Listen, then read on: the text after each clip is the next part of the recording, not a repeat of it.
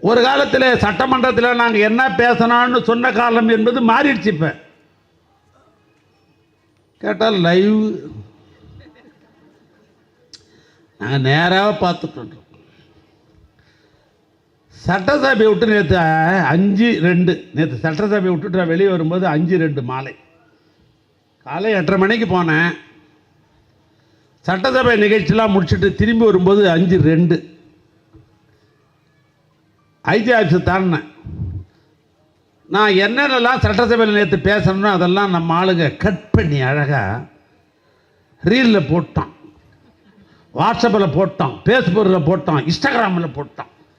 நான் நினச்சி இப்போடா சட்டத்தை போட்டு வெளியே வரோம், எப்படி எனக்கு தெரியுதுன்னா வண்டியில் வந்து சொன்னார் ஒரு நண்பர், நம்ம சட்டமன்ற உறுப்பினர், அண்ணா எல்லாம் லைவில் போயின்னு இருக்குது, நம்மளால் கட் பண்ணி போட்டபடியே இருக்கிறான்னா. எல்லாம் உங்களுக்கு தெரிஞ்ச செய்தி, நான் என்ன சொல்கிறது? பானை சோறுக்கு பருக்கு சோறு பதம் என்று சொன்னதை போல இந்த ஆட்சியாளர்கள் வந்ததுன்னு சொன்னாங்க, வந்ததில்லை, வர்றதுக்கு முன்னால் சொன்னாங்க, குழந்தைகளெல்லாம் பிறந்தால் அனைத்து குழந்தைகளுக்கு தங்க மோதிரம்னாங்க. நான் அவட கூட்டி பார்த்தேன், எவ்வளோ குழந்தைகள் ஒரு ஆண்டுக்கு சராசரி பிறக்கிறது என்று கூட்டி பார்த்து விட்டு, இது எப்படி சாத்தியக்கூறு இல்லையே, எப்படி தேர்தல் அறிக்கையில் இவர்கள் சொல்லுகிறார் என்று நான் யோசித்து பார்த்தேன். அதை நம்பி பல தாய்மார்கள் 6 மாதம்தான் நம்ம இப்போ கர்ப்பிணியாக இருக்கிறோம்,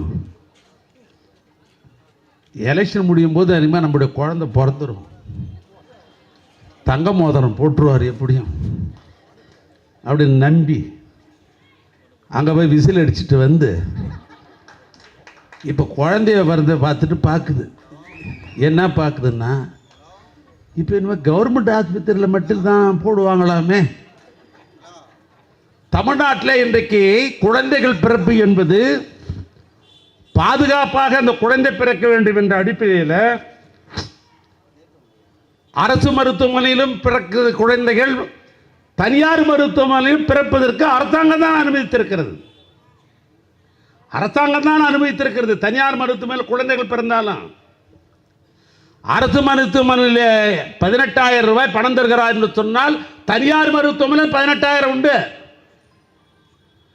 ஆனால் இப்போ வந்திருக்கிற இந்த அரசு சொல்கிறது, அரசாங்க மருத்துவமனையில் குழந்தை பிறந்தால் செப்டம்பர் மாதம் முதல் தங்க மோதிரம். நான் சேகர் பாபுலாம் நீ திட்டத்தை போகிறதுக்கு முன்னாலேயே தலைவர் கலைஞர் பிறந்த நாள், அண்ணா பிறந்த நாள், தளபதி பிறந்த நாள், தம்பி உதயா பிறந்த நாள் என்று மாவட்ட கழகமே நாங்கள் தங்க மோதிரம் போட்ட கட்சியா இதை கட்சி மாற்றிக்கொண்டார்கள். பிறக்கிற குழந்தைக்கெல்லாம் தங்க மோதிரம் என்று சொன்னால் இப்ப அரசு மருத்துவமனையில் பிறந்தாலும் மாற்றிக்கொண்டார்கள். நானே ஒரு விவசாயி, திருவண்ணாமலைக்கு பக்கத்தில் 9 கிலோமீட்டர் தள்ளி போனால் என்னுடைய கிராமம் சேகூடலூர். நான் ஒரு விவசாயி விட்டு பிள்ளை, நானும் விவசாயி. முந்தைய தினம் கூட நான் சட்டமன்றத்தில் பேசுகிற பொழுது நான் கரும்பு விவசாயி என்று நான் பேசினேன். கரும்புக்கு விலை எப்படி என்றதை பேசிக்கொண்டு தான் இருந்தேன். நான் ஒரு விவசாயி. தேர்தல் நேரத்தில் சொன்னார்கள், நாங்கள் சொல்லலை. ஏன் சொல்லலைன்னு அதையும் நான் சட்டமன்றத்தில் சொன்னேன்.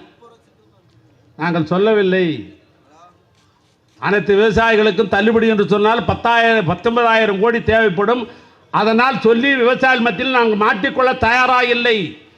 எங்கள் தலைவர் பொய்யான வாக்குறுதியை தரமாட்டார், செய்வதைத்தான் வாக்குறுதியாக கொடுப்பார் எங்கள் தலைவர் என்று சட்டமன்றத்தில் சொல்லிவிட்டு சொன்னேன். அனைத்து விவசாயிகளுக்கும் தள்ளுபடி என்று சொன்னீர்களே, இன்னைக்கு சிறு குறு என்று மாற்றிவிட்டு மொத்த விவசாயம் ரோட்டில் நின்று கொண்டு பச்சை துண்டை போட்டுக்கொண்டு இந்த அரசாங்கத்தை எதிர்த்து போராடி கொண்டிருக்கிறான். சொன்னதை செய்யவில்லை என்று போராடுகிறான், சொன்னதை செய்யல. ஆக இந்த அரசாங்கம் தேர்தலுக்கு முன்னால் ஒன்று, வெற்றி பெற்றதுக்கு பின்னால் ஒன்று என்று மாற்றி பேசுகிறார்கள். ஆனால் நான் ஒரு வரியில் சொல்ல வேண்டும் என்று சொன்னால், இந்த அரசாங்கம் போடப்பட்ட பட்ஜெட்டுக்கு அவர்கள் சொல்லுகிறார்கள், நாங்கள் வெற்றி பட்ஜெட் போட்டுவிட்டோம், வெற்றி பட்ஜெட் போட்டுவிட்டோம் என்று சொன்னார்கள். நாங்கள் திமுக சார்பாக நாங்கள் சட்டமன்ற உறுப்பினர் சொல்லுகிறோம், அது வெற்றி பட்ஜெட் அல்ல, வெட்டான பட்ஜெட்டை போட்டுவிட்டு மக்களை ஏமாற்றி விட்டீர்கள். அவ்வளவுதான் நான் சொல்ல முடியும். எனவே இந்த அரசாங்கத்தை பற்றி இதுவரைக்கும் போதும். இப்பதான் வந்திருக்கிறாங்க, பார்ப்போம், மக்களே புரிந்து கொள்வார்கள். எங்க ஏரியாவில் விசில் ஊதனெல்லாம் இப்ப வாயை மூடி நிற்கிறோம். நீ விசில் ஊதினான்னா பண்றான்.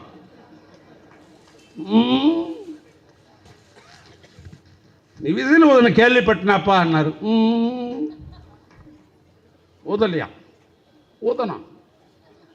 ஏன் ஊதனம் சொல்ல மாட்டான் தெரியுமா? நம்ம நினைச்சது ஒன்றும் நடக்கலையே, ஊதனாக நம்மளை ஊதிடுவாங்கன்னு அவன் ஊதனல் சொல்றான். தான் உண்மை. நான் இந்த அரசாங்கத்தை பற்றி நான் சொல்லிவிட்டேன். ஏதோ ஒரு சங்கடத்தில் தமிழ்நாட்டு மக்கள் இன்றைக்கு சில தாய்மார்கள், சில தம்பிமார்கள், சில விவசாய பெருமை மக்கள், சில தொழிலாளர்கள், இந்த ஒரு வார காலமாக பார்க்குறேன், அரசு அதிகாரிகள் கூட மன உளைச்சல் இன்றைக்கு இருந்து கொண்டிருக்கிறார்கள். அரசு அதிகாரிகள் எப்பொழுதும் அரசு அதிகாரி என்று சொன்னால் அவர்கள் திமுக பக்கம் தான் இருப்பாங்க. எனக்கு தெரிஞ்சு திமுக பக்கம் தான் இருப்பாங்க. ஆனால் இந்த முறை சில அரசு அதிகாரிகள் ஒரு மாற்றத்தை கருதி நாம தான் விசில் ஊதி பார்க்கலாம் என்று விசில் ஊதினார்கள். இன்றைக்கு விசில் ஊதியர்கள் வாய்ப்பற்றி இன்றைக்கு இந்த சங்கடத்தை இந்த ஆட்சி நமக்கு தந்து விட்டதே என்று மன உளைச்சல்ல இருக்கிறார்கள். விசில் ஊதியது தவறு என்ற உணர்வு இன்றைக்கு தமிழ்நாட்டில் இன்றைக்கு பல மனதிலே புழுங்கிக் கொண்டிருக்கிற நிலை இருக்கிறது இன்றைக்கு. எனவே வருங்காலம் நம்முடைய காலமாகத்தானே இருக்கும், கழக ஆட்சி காலமாகத்தானே இருக்கும், திராவிட மாடல் ஆட்சி காலமாகத்தான் இருக்கும். இன்றைக்கு உலகத்திலே இருப்பவர்கள் எல்லாம் சென்னைக்கு வந்தால் ஒரு பார்க்கிற இடமாக, பக்தி பரவசத்தோடு வணங்குகிற இடமாக இருக்கிறது தலைவர் கலைஞருடைய நினைவிடம். அந்த நினைவிடத்தை கட்டுகின்ற வாய்ப்பை கழகத் தலைவர் எனக்கு தந்தது வாழ்க்கையிலே எனக்கு கிடைத்த பேரு. ஆனால் காலம் உள்ளவரை, கடல் நீர் உள்ளவரை, காற்றுள்ளவரை அதை பக்குவமாக பேணி பாதுகாத்து இன்றைக்கும் புத்தம் புதியதாக இருக்கு என்று சொன்னால் உங்களுடைய மாவட்ட கழக சேகர்பாபுடைய உழைப்பு சாதாரண உழைப்பு. ஆனால் தலைவரின் சார்பாக 2 பேருக்கு அப்படி ஒரு பெருமை. அப்படிப்பட்ட அவரால் எங்களுக்கு பெருமை கிடைத்திருக்கு சொன்னால் அவருடைய நினைவு நாள் பேசாமல் இருக்க முடியுமா? இங்கே இருக்கிற கழக நண்பர்களும் சேகர்பாபுவும் ரூம் போட்டு சிந்திப்பாங்க போல இருக்குது இந்த இன்விடேஷன்லாம் அடிக்கிறதுக்கு. நான் திருவண்ணாமலை தெரியாது யாராக இருக்க முடியுமா? பல பேர் திருவண்ணாமலைக்காரர் கூட இருப்பாங்க அங்கே. ஏன்னா ஆன்மீகத்துக்கு உச்சம் 2 இடம். வைஷ்ணவராக இருந்தால் ஆன்மீகத்துக்கு உச்சம் திருப்பதின்னுவாங்க வைஷ்ணவர்கள். யார்? நாமம் போட்டவங்க. கோவிந்த கோவிந்த கோவிந்த கோவிந்தான்ற நாமம் போட்டவர்கள் எதை உச்சம்னாங்க? திருப்பதி சொல்லுவாங்க. சைவத்துக்கு உச்சம் என்று சொன்னால் தென்னாடுடைய சிவனை போற்றி என்னாலும் இறைவா போற்றி என்று சொல்லுகிற திருவண்ணாமலை திருத்தலம் தான் சைவத்துக்கு உச்சம். அப்படிப்பட்ட ஊரில் இருந்து நான் வந்திருக்கிறேன். நான் அந்த திருவண்ணாமலை மாவட்டத்துக்கு மாவட்ட கழக செயலராக சேகர்பாபு அளவுக்கு இல்லைன்னா கூட கொஞ்சம் குறைச்சி நம்ம மாவட்ட செயலராக இருக்கிறோம். ஆனால் இது போன்ற அழைப்புகள் அடிக்கிறதுக்கு நல்லா சிந்திக்கிறது இல்லை. எங்கள் அலுவலகத்தில் இருக்கிற பார்த்து ஒரு நினைவு நாள் ஒரு போஸ்டர் விட்டு ஒரு அழைப்பு இது அடின்னு பேச்சாளர் வச்சு கூட்டம் போடணும். இந்த அழைப்பதை பார்க்கிற பொழுதே நேற்று தினம்தான் கொடுத்தார். என்ன உடம்பு சரி நேரம் போய் பேசித்தாம்மா ஆகணும். இந்த அழைப்பதுக்காக மட்டும் அவ்வளோ ஒரு அற்புதமான அழைப்பு. தலைப்பு பார்த்தால் போராளி ஓய்வதில் என்று 10 நிகழ்ச்சி நடத்துகிறார். இயக்கத்திலே தலைவர் மீது பற்றுள்ளவர்கள், பாசம் உள்ளவர்கள், பக்தி உள்ளவர்கள், அவர் மீது நீக்கமர அன்பு செலுத்தி கொண்டிருப்பவர்களை கண்டுபிடிச்சு 10 நிகழ்ச்சி நடத்துகிறார். அதில் ஒரு நிகழ்ச்சிக்கு எனக்கு அழைப்பு கொடுத்து வந்திருக்கிறார். தலைப்பு வர்றார் பாருங்க, சமத்துவம் செய்த தமிழ் தலைவர். சமத்துவம் செய்த தமிழ் தலைவர். ஏற்றத்தாழ்வு கிடையாது. இவன் பெரியவன், இவன் சின்னவன், இவன் உயர்ந்த ஜாதி, இவன் தாழ்ந்த ஜாதி, இவன் பணக்காரன் ஏழை என்று எந்த தாழ்வும் இல்லாமல் அனைவரும் சமத்துவம் என்பதை தலைவர் கலைஞரால் தான் தமிழ்நாட்டுக்கு புகழ் சேர்ந்தது. அவர் தான் சமத்துவம் என்ற ஆணையே போட்டவர்.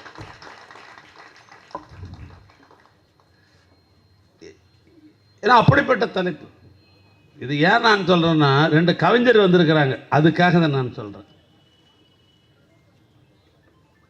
இப்போ ஒரு மாவட்ட செயலாளர் ஆனதிலிருந்து அவருடைய மாவட்டத்தில் இந்த அழைப்பெழுதல் இன்விடேஷன், அதெல்லாம் 2 கவிஞருங்க வாங்கி பார்த்தீங்கன்னா அதையே ஒரு கவிதையாக வடிச்சிருவீங்க. அப்படி இருக்கும் தலைப்புகள். அப்படிப்பட்ட தலைப்பு தான் இந்த சமத்துவம் செய்த தமிழ் தலைவர். நம்ம கேட்கறதுக்கு எளிமையாக இருக்கும். சமுதாயத்தில் சமத்துவம் செய்வது என்பது அது சாதாரணமாக அல்ல. கல்வி, அந்த கல்வி என்பது எட்டாக்கனியாக நமக்கெல்லாம் இருந்தது, நாம் உட்பட. நமக்கு எட்டாக்கனி கல்வி. ஒரு காலத்தில் உயர்ந்த ஜாதி என்று சொல்லுவவர்கள் தான் கல்வியை பேண முடியும், படிக்க முடியும், அதன் மூலமாக பலன் பெற முடியும். நம்மளாம் முடியாது. அப்படிப்பட்ட கல்வியை 2 பேர் பரப்புனாங்க. ஒன்று பெருந்தலைவர் காமராஜர் ஆரம்ப கல்வி. ஒன்றும் இல்லை, நான் திருவண்ணாமலைக்காரன். எங்கள் ஊரில் கல்லூரியில், காலேஜ் இல்லை, அது கலைக்கல்லூரியாக இருக்கலாம், பொறியியல் கல்லூரியாக இருக்கலாம், மருத்துவக் கல்லூரியாக இருக்கலாம். நாங்கள் கல்லூரியை பார்க்க வேண்டும் என்று சொன்னால், இல்லை கல்லூரி காம்பவுண்டை பார்க்கணும்னாலும் ஒன்று நாங்கள் சிதம்பரத்துக்கு போகணும், சிதம்பரம் பல்கலைக்கழகம். இல்லை என்று சொன்னால் சென்னைக்கு தான் வரணும். ஆனால் இன்றைக்கு தமிழ்நாட்டில் இந்த கல்வியை சமத்துவமாக்க வேண்டும், ஏழைகளுக்கும் இந்த கல்லூரி கிடைக்க வேண்டும், கல்வி கிடைக்க வேண்டும் என்று கலைஞர் முதலமைச்சர் ஆன பின்புதான் மாவட்ட தலைநகரெல்லாம் கல்லூரி, மாநகரெல்லாம் கல்லூரி, நகராட்சி எல்லாம் கல்லூரி. இது சமத்துவம். கல்லூரியில் சமத்துவம் கிடைத்த காரணத்தினால்தான் இன்றைக்கு தலைமை பொறுப்பேற்றிருக்கிற மூர்த்தி, நான் நகைச்சுவையாக்க படிக்கல, எஸ்எல்சியே எட்ட முடியாத நம்முடைய சமுதாயத்தில் இப்படி மூர்த்தி போன்றவர்கள் இவ்வளவு பட்டம் படித்திருக்கிறார் என்று சொன்னால் கலைஞர் எடுத்துக்கொண்ட முயற்சி சமத்துவ கல்லூரி, எல்லாம் கல்லூரி படிக்க வேண்டும் என்பதற்காக.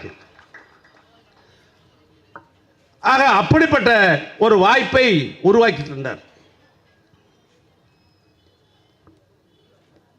படித்தவன் பட்டதாரியான அரசு வேலைக்கு போகணும். அரசு வேலை நமக்கெல்லாம் கிட்டியதா? இல்லையே. பிரிட்டிஷ்காரங்காலத்தில், நான் சொல்கிறேன், பிரிட்டிஷ்காரங்காலத்தில் கூட நமக்கு கிடைக்கல கல்வி, அரசு பணிகள் கிடைக்கல. நம்முடைய தாத்தா கட்சி, நாம் திராவிட முன்னேற்ற கழகம் என்று சொன்னால் தாய் கழகம் திராவிட கழகம், திராவிட கழகத்துக்கு தாய் கழகம் இது என்று சொன்னால் நீதி கட்சி. அந்த நீதி கட்சி காலத்தில் தான் சென்னையை சேர்ந்த சர்பிடி தியாகராஜரும் டிஎம் நாயரும் நடேசனார் என்ற இந்த மூர்த்திகள் எடுத்துக்கொண்ட பெரிய முயற்சி, அதன் மூலமாக திராவிட இயக்கத்தினுடைய நீதி கட்சியினுடைய ஆட்சி, அந்த நீதி கட்சி ஆட்சியில் பனங்கலரசர் முதலமைச்சராக இருந்த பொழுதுதான் நம் ஊரை சேர்ந்த முத்தை முதலியார் என்பவர் தான் இந்த இடஒதுக்கீடை கொண்டாந்தார். அது வரைக்கும் கிடையாது நமக்கு. நமக்குள்ள இன்னைக்கு ஜாதி சண்டை இருக்குது. நான் பெரிய ஜாதி, நீ சரி, எந்த ஜாதிக்கும் கிடையாது அன்னைக்கு. ஆனால் அன்றைக்கு அரசின் சார்பாக அன்றைக்கு இடஒதுக்கீடு என்ற பெருமையை கொண்டு வந்தது நீதி கட்சி. அந்த நீதி கட்சியினுடைய பாட்டன் கட்சி என்று சொன்னால் திராவிட முன்னேற்ற கழகம் அண்ணன் கலைஞர் ஆட்சிக்கு வந்த பின்புதான் 1971 சட்டநாதன் கமிஷன் கமிஷனர் போடப்பட்டு அன்றைக்கு அரசு பணி என்று சொன்னால் அதில் நம்முடைய ஆதி திராவிட இனத்தைச் சேர்ந்த அன்பு சகோதரர்களுக்கு, மலைவாழ் மக்களுக்கு, ஆங்கிலத்தில் சொல்ல வேண்டும் என்று சொன்னால் எஸ்சி எஸ்டி என்ற அந்த பிரிவுக்கு 18% இடஒதுக்கீடு தந்தால்தான் அந்த இன மக்கள் அரசு பணிக்கு வர முடியும், எல்லாம் வர முடியாது.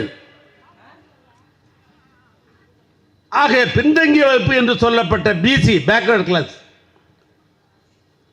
அதற்கு 31% என்ற அடிப்படையில் சட்டநாதன் கமிஷனுக்கு பின்னால் அரசு பள்ளிகளே நம் வீட்டு பிள்ளைகள் பணிக்கு போகணும் என்று சொன்ன முயற்சியினுடைய அடிப்படையின் தொடர் முயற்சி தான் அண்ணன் கலைஞர் முதலமைச்சராக இருப்பது அதன் தொடர் முயற்சியாக ஆதி திராவிட இனத்தைச் சேர்ந்த என்னுடைய அன்பு சகோதரர்களுக்கு 18%, மலைவாழ் மக்களுக்கு 1%, பிற்படுத்தப்பட்ட மக்களுக்கு 30%, இன்னும் சொல்ல போனால் மிக மிக பிற்படுத்தப்பட்ட வன்னியன மக்களை உட்பட அவர்களுக்கு 20% இன்றைக்கு கொடுத்த வரலாறு யாருக்கு என்று சொன்னால் அண்ணன் கலைஞருக்குத்தான் அந்த வரலாறும் சேரும். அதற்கு பின்னால் தலைவர் கலைஞர் அவர்கள் 5வது முறையாக ஆட்சி பொறுப்பேற்ற பொழுதுதான் உள்ளொதுக்கீடு தர வேண்டும் என்ற அடிப்படையில் இஸ்லாமிய சமுதாயத்திற்கு 3.5%, அறிஞய பெருமக்களுக்கு 3% கொடுக்கப்பட்டு இன்றைக்கு அந்த இன மக்களும் இன்றைக்கு அரசு பணிக்கு போகிறார் என்று சொன்னால் அதற்கு வித்திட்டது அருமையண்ணன் கலைஞர். எனவே ஒரு சமத்துவம், கல்வியில் சமத்துவம், அரசு வேலை வாய்ப்பில் சமத்துவம். இதோடு மட்டுமில்லை, பெரிய ஜமீன்தார்கள் உனக்கு எத்தனை ஏக்கரான்னு சொன்னால் எனக்கு 100 ஏக்கரான்னு, உனக்கு எத்தனை ஏக்கரா 50 ஏக்கர். கலைஞர் முதலமைச்சரான பொழுதுதான் 69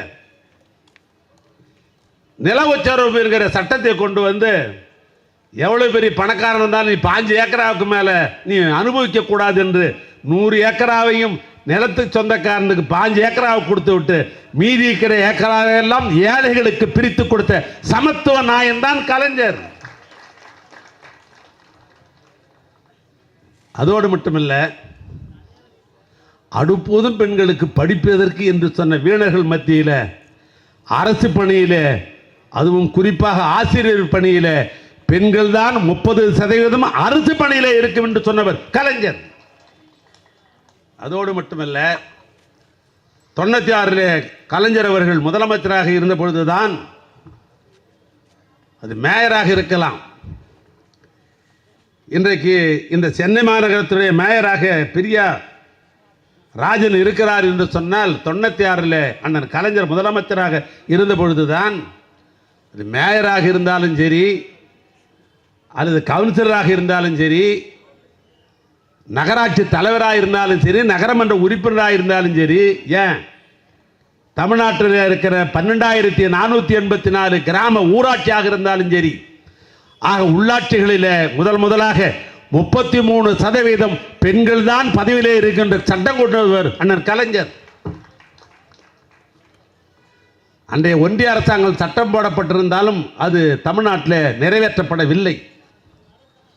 அண்ணன் கலைஞர் முதலமைச்சராக இருக்கிற பொழுதுதான் பெண்களும் நிகராக வேண்டும் என்று பதவியில் சமத்துவம் செய்தவர் அண்ணன் கலைஞர். இதை விட ஒரு பெருமை என்ன தெரியுமா? ஆணும் பெண்ணும் 10 மாதம் தானே. ஒரு குழந்தையை வாரிசை பெற்றெடுப்போல் தாய்க்கு நிகரான உறவே கிடையாது. என்ன கேட்டா, கண்ணுக்கு தெரிந்த கண்ணுக்கு தெரிந்த கடவுள் யார் என்று சொன்னால் தாய் தான் கண்ணுக்கு தெரிந்த கடவுள். இன்னைக்கு சொல்றேன் உங்களுக்கு. அப்படிப்பட்ட தாய் ஆணாக இருந்தாலும் பெண்ணாக இருந்தாலும் 10 மாதம் தானே. ஆனால் பெற்றெடுத்த உடனேயே ஆணுக்குத்தான் வாரிசு உரிமை என்று உண்டு, பெண்களுக்கு வாரிசு உரிமை இல்லை. பிறந்தால் யாரோ ஒரு இடத்திலே திருமணம் என்ற பெயரில் இந்த பெண்ணை நாம் அனுப்பிவிடுகிறோம். ஆக அந்த வாரிசு உரிமை இல்லை என்பதை மாற்றி, இந்தியாவில் எந்த தலைவருக்கும் தோணவில்லை, அண்ணன் கலைஞருக்கு தான் தோணுச்சு. 2ம் 10 மாதம் தான், இருக்கிற சொத்தை 2ஆ பீரியடா பாதி என்று சொன்னவர் அண்ணன் கலைஞர். சட்டம் போட்டவர் கலைஞர். சமத்துவம், ஆணும் பெண்ணும் சமம் என்கிற சமத்துவம் அவரால் தான் பண்ண முடிந்தது. இது மட்டும் இல்லை, இதில் மாத்திரம் சமத்துவம் இருந்தால் போறாது. மேடையில் அந்தந்த கட்சி தலைவர் பேசுவாங்க, நாம் அனைவரும் ஒன்று, ஒரே ஜாதி, ஆண் பெண் என்பது தான் ஜாதியை விட மீது எந்த ஜாதியும் இல்லை பேசுவாங்க. ஆனால் அதே கூட நடைமுறைப்படுத்தி வர தலைவர் கலைஞர் எப்படி இருந்தான்னா, தமிழ்நாட்டில் என்ன சென்னைக்கு தெரியாது, கிராமத்தில் பிறந்த வளர்ந்த எங்களுக்கெல்லாம் தெரியும் ஜாதி சண்டை எப்படி இருக்கும் ஊர்லன்னு. இந்த தெருவுக்கு அந்த தெருவுக்கு போக மாட்டான், கேட்டால் அந்த தெருவில் தாழ்ந்த ஜாதி இருக்கிறது நான் போகவே மாட்டேன்னுவான். மேட்டுக்குடி நாங்கள் தான் இந்த இது கிராமத்தில். இப்படிப்பட்ட கிராமங்கள் நிறைந்த பகுதியில் கலைஞர் எடுத்த ஒரு முடிவு தான் தமிழ்நாட்டில் 240 இடங்களை கண்டறிந்து, இந்த கண்டறிந்த இடங்களில் 100 வீடுகளை கட்டி உயர்ந்த ஜாதி அங்கே தான் இருக்கணும், தாழ்ந்த ஜாதி அங்கே தான் இருக்கணும், நடு ஜாதி அங்கே தான் இருக்கணும், ஏழையும் அங்கே தான் இருக்கணும் என்று பெயரில் பெரியார் சமத்துவபுரம் என்பதை கொண்டு வந்த ஒரு கலைஞர். அது எனக்கு என்ன பெருமை என்ன, அந்த சமத்துவபுரம் 244 சமத்துவபுரத்தில் நான் கலைஞருடைய தம்பியாக இருந்த காரணத்தினால் அவரிடத்திலே மனு போட்டு என் ஊரிலும் சமத்துவபுரத்தை நான் கண்டேன். இன்றைக்கும் அது அந்த இருக்கிற மக்கள் ஒற்றுமையாக இருக்கிறார்கள். அரசியல் கட்சி தலைவர் நிறைய பேர் பேசுவாங்க வாயால் சமத்துவம்னு. அதுக்கு உதாரணமும் அண்ணன் கலைஞர் தான் என்று சொன்னால் அது மிகையாகாது. அதோடு மட்டுமல்ல, முன்னாள் அறநிலையத்துறை அமைச்சர், நான் முகசதிக்காக சொல்லலை, இன்னைக்கு என்னமா ரீல் விட்டுருக்கிறான்னுவேன். நான் ஏறத்தாழ 67 திராவிட முன்னேற்ற கழகம் 67 அண்ணா தலைமையில் திராவிட இயக்கம் ஆட்சி அமைத்த காலத்திலிருந்து நான் உற்று நோக்கி பார்க்கிறேன். ஏறத்தாழ 7 முறை நான் சட்டமன்ற உறுப்பினராக மக்களால் வெற்றி பெற்று, கையால் எழுதினு போனதில்லை, மக்களால் வெற்றி பெற்று 7 முறை நான் சட்டமன்ற உறுப்பினராக நான் பணியாற்றி கொண்டிருக்கிறேன். அண்ணன் மக்கள் தலைவர் எம்ஜிஆர் அவர்கள் திமுக பொருளாளராக இருந்த அண்ணன் எம்ஜிஆர் அவர்கள் முதலமைச்சராக இருந்த பொழுதும் சட்டமன்றத்தில் நான் பணியாற்றி இருக்கிறேன். அண்ணன் கலைஞரோடு பல முறை நான் சட்டமன்ற உறுப்பினராக அமைச்சராகவே பணியாற்றியிருக்கிறேன். அம்மையார் ஜெயலலிதா அவர்கள் முதலமைச்சராக இருந்தபோது எதிர்க்கட்சியில் இருந்து நான் பணியாற்றியிருக்கிறேன். இந்த ஓபிஎஸ் இபிஎஸ் இவர்கள் முதலமைச்சராக இருந்த பொழுதும் நான் பணியாற்றியிருக்கிறேன். நிறைவாக மக்கள் விரும்பிய எல்லாருக்கும் எல்லாம் கிடைக்க வேண்டும் என்ற அற்புதமான ஆட்சியை நடத்திய திராவிட மாடல் ஆட்சி தமிழ்நாட்டுடைய முதலமைச்சர் அருமையண்ணன் தளபதியார் தலைமையிலும் அமைச்சராகவும் இருந்து நான் பணியாற்றியிருக்கிறேன். இத்தனை பேர் அமைச்சர் நான் பணியாற்றினாலும் கூட நான் சொன்னபார், எத்தனை மதங்கள் இருந்தாலும் கூட தமிழ்நாட்டை பொறுத்தளவுக்கு இந்து மதத்திலே இருக்கிற 2 கூறுகள், ஒன்று வைணவம், மற்றொன்று சைவம். இந்த சைவத்தையும் வைணவத்தையும் மக்கள் மத்தியிலே கொண்டு பரப்புவதிலும், அந்த திருக்கோயிலுக்கு இருக்கிற சொத்துக்களை எவனாவது ஏமாற்றி இருந்தால் அந்த ஏமாற்றையெல்லாம் முடித்து விடுத்து அந்த கோயிலுக்குத்தான் நிலம் என்று சொன்னதிலே முதன்மையாக இருந்து பணியாற்றியது திராவிட மாடல் ஆட்சி. அதில் உங்களுடைய மாவட்ட கழக செயலாளர் சேகர் பாபு. அறங்காவலர்கள் எல்லாம் ஆண்கள் தான் இருந்த காலத்தை மாற்றி, அது வைணவ கோயிலாக இருந்தாலும் சைவ கோயிலாக இருந்தாலும் எந்த கோயிலாக இருந்தாலும் அந்த கோயிலில் ஆண்கள் மட்டும் அறங்காவலராக இருந்து பலனல்ல என்று சொன்னால் பெண்கள் இருந்தால் தான் சிறப்பாக இருக்கும் என்று சொல்லி ஒரு அறங்காவலர் பெண்ணையும் போட வேண்டும் சொன்னவர் கலைஞர். அவர் அப்படி என்று சொன்னால் திராவிட மாடல் ஆட்சி நடத்தி கொண்டிருக்கிற அருமையான தளபதியார் அவர்கள் சேகர் பாபை அழைத்து ஒரு திருக்கோயிலும் ஓதுவார் என்று ஒரு இருக்கிறார்களே, அந்த ஓதுவார்கள் ஆண்கள் மட்டும்தான் ஓதுவார்களா, பெண்கள் ஓத மாட்டார்களா? இன்னும் சொல்ல போனால் ஆண்களை விட ஓதுவதில் பெண்களுடைய குரல் இனிமையாக இருக்கும். அது கடவுளுக்கே பிடித்தாலும் பிடிக்கும். ஆனால் பெண்களை ஓதுவராக்க வேண்டும் என்று சொன்னது திராவிட மாடல் ஆட்சி. அதனுடைய தலைவர், அதை நிறைவேற்றியவர் நம்முடைய சேகர் பாபு.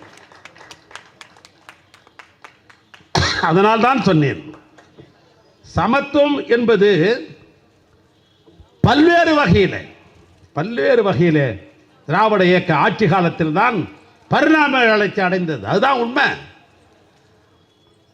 பெண்களுக்கு எல்லா இடத்திலும் சமம் தரணும். அதனால்தான் அவர் வழியிலே வந்த அருமையண்ணன் தளபதியார் அவர்கள் ஆட்சியில் இருக்கிற பொழுது திட்டங்கள் எத்தனை திட்டங்கள் போட்டிருந்தாலும் கூட இந்த பெண்களுக்காகத்தான் மொத்த திட்டத்தையும் போட்டார். இந்த பெண்களுக்காகத்தான் மொத்த திட்டையும் போட்டார். அது கலைஞர் மகளிர் உரிமை தொகையாக இருக்கலாம், கல்லூரியிலே படிக்கிற பெண்களுக்கு புதுமை பெண் திட்டமாக இருக்கலாம், மகளிர் விடியல் பயணமாக இருக்கலாம், மகளிருக்கு பாதுகாப்பாக தோழி விடிகள் திட்டமாக இருக்கலாம். இப்படி எண்ணற்ற திட்டங்கள் திராவிட மாடல் ஆட்சியில் அன்பு சகோதரிகளாக போடப்பட்டது. ஆக இப்படி சொல்லிக்கொண்டே போகலாம். ஆக கலைஞர் ஆரம்பித்த சமத்துவம் என்பது கழக ஆட்சியிலே பல்வேறு வகையிலே அது பரிணாம வளர்ச்சி நடைபெற்றது. ஆனால்தான் அந்த நன்றி உணர்வோடு சமுதாயத்தை ஒரு சமத்துவ சமுதாயமாக உருவாக்கிய கலைஞருக்கு நினைவு நாள் போற்றுகின்ற அளவுக்கு நிகழ்ச்சி நடத்த வேண்டும் என்று மாவட்ட கழகமும் பகுதி கழகமும் இன்றைக்கு சிறப்பாக நிகழ்ச்சியை நடத்தி கொண்டிருக்கிறார்கள். இவ்வளெல்லாம் பேசுகிறாரு. இன்றைய தேதியிலிருந்து நாம் கங்கணம் கட்டி கொண்டு தேர்தல் பணி அல்ல, நம்முடைய கட்சியினுடைய கொள்கைகளை நாட்டு மக்களிடத்திலே கொண்டு சேர்க்க வேண்டும். ஏற்கனவே திராவிட மாடல் ஆட்சியை நாம் என்னென்ன திட்டங்கள்லாம் செய்தோம் என்பதை மீண்டும் மக்களுக்கு நினைவேற்ற வேண்டிய நிறையிலே நினைவூட்ட வேண்டிய நிறையிலே இருக்கிறோம். அந்த பணிகளை செய்வோம். மீண்டும் கோட்டையிலே திராவிட முன்னேற்ற கழகத்தினுடைய கொடி பரப்பதற்கு நாம் உழைப்போம். அதற்காக இன்றைக்கு தலைவர் நினைவு நாளிலே சபதம் ஏற்போம் என்று சொல்லி இந்த வாய்ப்பை தந்த பகுதி கழகத்திற்கும் மாவட்ட கழகத்திற்கும் என் நெஞ்சார்ந்த நன்றியை சொல்லி உரையை நான் நிறைவு செய்கிறேன். நன்றி, வணக்கம்.